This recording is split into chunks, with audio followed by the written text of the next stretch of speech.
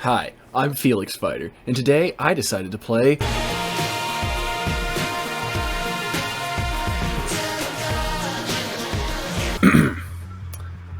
Enter the Gungeon is a roguelite made by the madman who looked at a dungeon and said, "What if gun?" And then just kinda ran with it.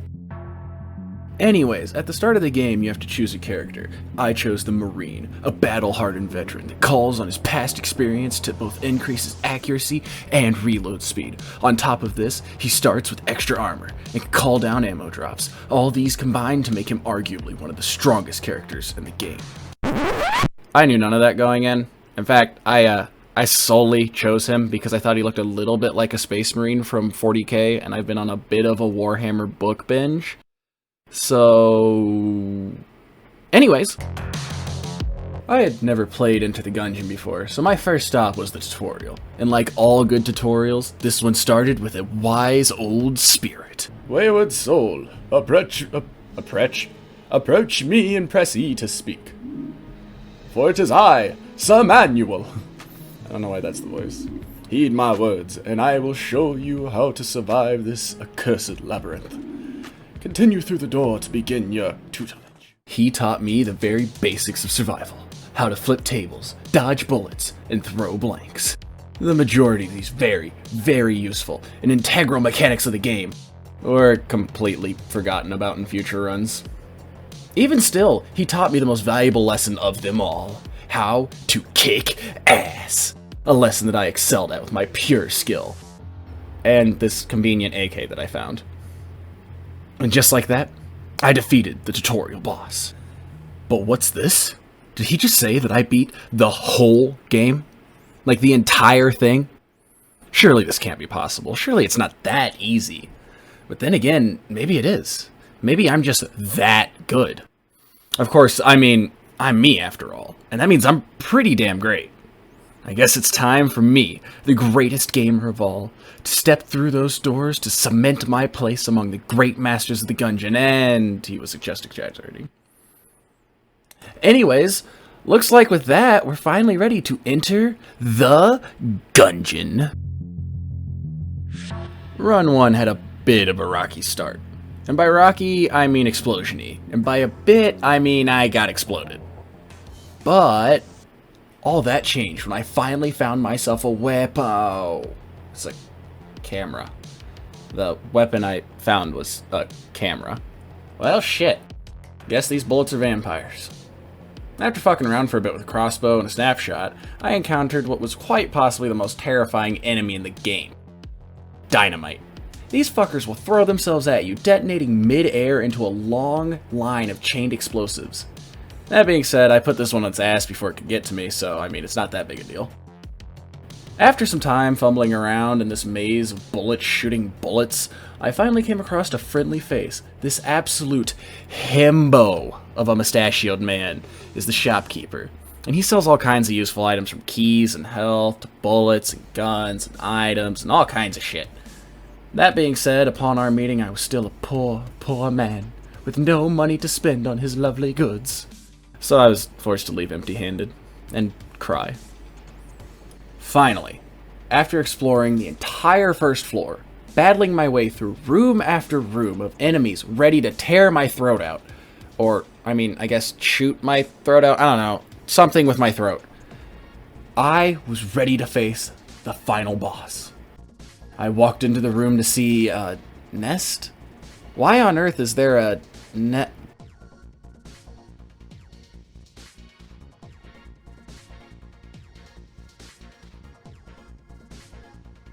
I had to fight a fucking bodybuilding bird with a fucking Gatling gun. Oh, and did I forget to mention, it has missiles.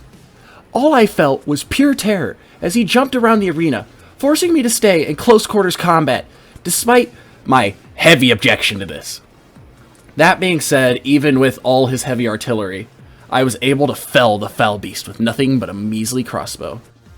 To my absolute horror upon his death, the Crowgun was swarmed by a murder of crows with cannibalistic intent. For years he had ruled them in this dungeon as a benevolent, jackass king, and they turned on him the second he'd fallen. Oh, how quickly loyalty turns. Anyways, next floor. Look at this waggy little vending machine of hell and zany bullet casing elevator. What a cool and awesome game. The second floor is bullshit. It is full of stupidly set traps made by the devil himself. They definitely aren't like super easy to avoid if you have like functional eyes. Nope, they are like brain surgery level of difficult. And that's not all, folks. There are these stupid bats. Their bullets, which they fire in all directions, bounce off the fucking walls. And on top of that, when they die, they explode into 3 smaller bats, which then attack you. And guess what? It fucking killed me. Obviously, it's the game's fault and not mine. I'm too good at the game. It was just bullshit. Once again, I am thrown into the depths of the first floor of the Gungeon in a quest to bring an end to its murderous inhabitants' lives. Only this time, instead of a camera, I find the legendary, most sacred weapon of stadiums across the nation. The mystical t-shirt launcher. Which is marginally worse than any weapon I've had so far. Even with this crippling disadvantage, I charge headfirst into the boss room. But what awaits me inside is not a nest, but rather a throne. That's right, I've walked into a fight with none other than the Bullet King himself. And let me say, he puts the hell in bullet hell. Almost every one of his attacks fired in a 360-degree field, covering the entire arena in a pattern of deadly projectiles. In order to take him down, I was going to have to be on my dodging A-game. Even a single mistake could result in me taking some serious damage. Even so, despite these dire circumstances, me and my trusty t-shirt cannon were able to send that smug king to an early grave. Death to the nobility!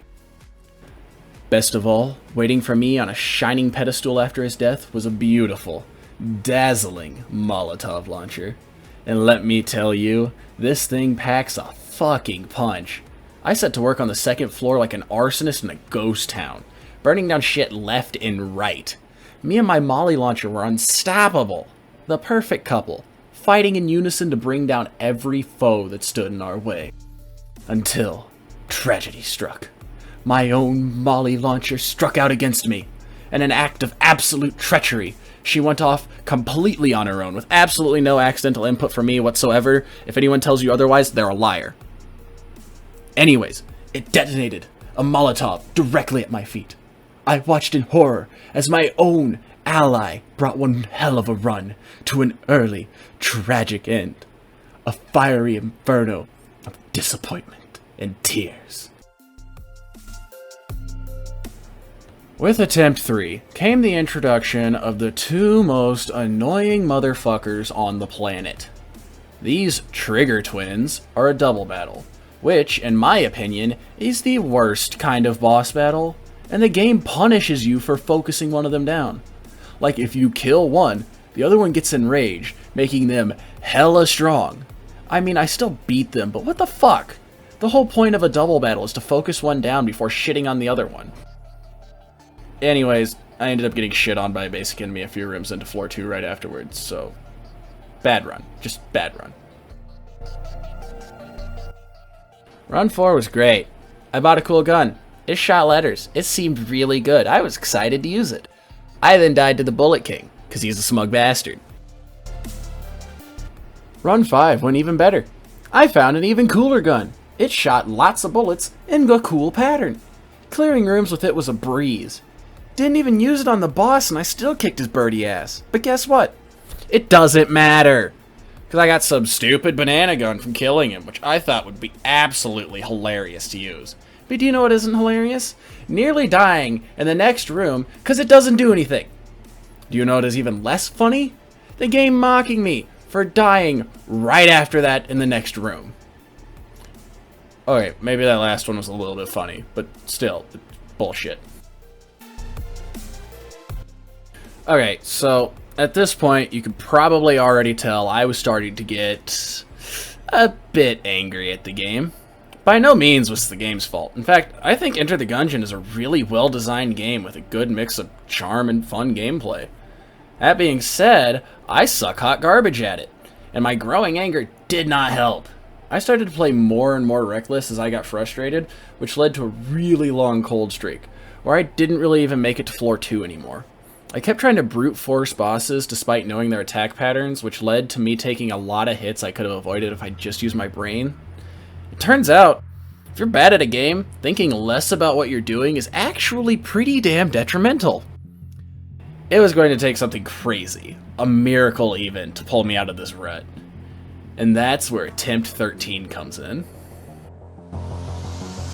Like many of my previous runs, round 13 started out pretty shittily. It took me almost the entire floor to find a gun, meaning I angrily fought my way through room after room of enemies, taking out wave after wave of hostile creatures with nothing but my shitty little starting pea shooter. Then it happened. I finally found a weapon. And it was well worth the wait. I found the hammer. At first I was actually pretty underwhelmed. It shot a quick volley of small bullets that I assumed wouldn't hit much harder than a high velocity tic tac. But boy was I surprised when I went up against the crow gun and shredded his health bar like it was sharp cheddar. Things were finally starting to turn around, and like that, my mental was already slowly improving. With some lingering hesitance, I stepped into the elevator and slowly started my descent to the second floor. To my surprise, I was killing it. With the combined power of the hard-hitting hammer and the AoE clear of the camera that I conveniently found, floor 2 was a breeze. This is what I needed to finally fully reset my mental. Proof that my constant attempts in the Gungeon were actually going somewhere.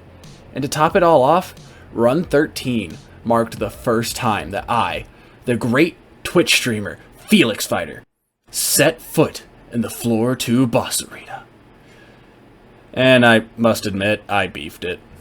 I went in on a major confidence high, and if I'm being completely honest, rewatching the footage, I ate so many shots that I should have been able to dodge. I mean, this fucker's attack patterns were so tight and predictable that literally any of the floor 1 bosses would be harder than him. I even went in on full health with armor and an insanely overpowered gun. Like, come on, man. You had literally everything you needed and you goofed it? Disgraceful. For run 15, I actually had someone with Gungeon experience in the chat. They told me about a cheeky little secret area on floor 1. In order to reach this wacky secret, you need to extinguish a fireplace, flip the lever inside it, get 2 keys, locate the secret room opened by the lever, and use the keys on the gate. 2 more optional steps that I totally followed were to find a kick-ass gun and clobber the floor 1 boss, so you enter the secret area with as many items as possible. After doing all this, throw up a prayer and dive down into the unknown depths of this random hole. After who knows how long of a fall, I found myself in the festering sewers of the Gungeon. Almost immediately, I could tell that this might have been a mistake. I had a god-tier shotgun. Every shot was busting with gooey acid that would coat my enemies in sticky filth. And it could have easily carried me through most of floor 2. Instead, I was down in a pit of wet garbage and fresh shit, taking on enemies I'd never seen before with attack patterns that I didn't know, while also avoiding a plethora of acidic barrels that for some reason littered the damn place. Needless to say, I was more than a little stressed. That being said, I didn't actually hate the sewers. They were a welcome breath of putrid air on the 15th run of a game that refused to let me survive the first 2 floors. On top of that, it introduced me to a new mechanic, the Muncher. This hungry little guy will take 2 weapons off your hands. And by take them off your hands, I mean consume. And in return for the little snack, the guy spits out a gun that I'm assuming is better than what you put in. I got some weird-ass ray gun that I kind of just assumed was good. And with this new weapon, I set off to challenge the super-duper secret boss, the magnificent, the all-powerful, the legendary Goo. Upon seeing my opponent, I figured this would be like mini-boss type difficulty, but I was unimaginably wrong. In my hubris, I got my shit rocked. Like Icarus, I had flown too close to the sun. But instead of flying, I was rolling, and instead of falling to the ocean to die a quick and painless death on impact, I was corroded by what I'm assuming was basically acidic jello? It was not a fun time. At that moment, I decided that I would not attempt the secret area again. I really just wanted to make it past floor 2 before the end of the stream, and it seemed like adding a, I guess, floor 1.5 with new enemies and a hard-ass boss was just going to lower the chances of that happening. My final run quite literally had the strongest start out of any of my previous runs. Not only did I find a random extra piece of armor, but I also found a ring of miserly protection. This thing gave me 2 whole hearts. Do you have any idea how hard it is to find healing items naturally in the Gungeon? Admittedly not actually that hard, but still, I hadn't found an item that increased my max health before, and this one damn near doubled it. The only downside was that if I bought anything from my mustachioed friend in the shop, it would shatter, putting me back down to a measly 3 hearts. Either way, with my health higher than it ever been, and a Tommy gun in my hand, I charged into the boss room, taking on Krogun once more. My very first true opponent, the man who had shown me just what it means to be in the Gungeon, now stood between me and my goal. I wouldn't have it any other way. It was a hard-fought battle, but in the end, I stood victorious. Is what I would say if he'd been able to knock more than like half a heart off of me. Honestly, it was kind of laughable. Once again, I watched as his army of followers descended upon him in a cannibalistic fury as I claimed my prize, a heart of ice. This item is absolutely crazy on my current build. Not only did it give me another full heart, putting me at exactly double my max health, but it also made it so that every time I took damage, a flurry of ice would explode through the room, damaging those who dared oppose me. My confidence was at an all-time high as I ran through the second floor, so tanky that I couldn't possibly fail. That was until he showed up. This mini-boss of hate and bullshittery came out of nowhere and threw the literal hardest attack patterns I had faced all day at me. I mean, how am I supposed to dodge his projectiles when my entire screen is covered in them? This man almost single-handedly took my ass down. If I hadn't had those health items, the run would have ended right there. It was absolutely absurd, and it sent me right back into that frustrated anger that had ruined so many of my previous attempts. Even still, I made my way to the boss room. I was more equipped than I'd ever been before, and my heart was filled with murderous rage as I entered the Gore Guns arena. We clashed in epic battle as she threw wave after wave of poisonous gas, oozy fire, and petrifying waves at me, and I clip after clip of Tommy gun ammo at her. I dipped, I dived, and I dodged as wave after wave of bullets came streaming at me. I knew that it was now or never, me against the very Gungeon itself. I fought with the knowledge that I was the chosen one, the lucky protagonist, destined to beat this cursed place and rid it of its evil inhabitants once and for all. I would go the distance, to make it to the end, to go where no man has gone before, and... oh, I died.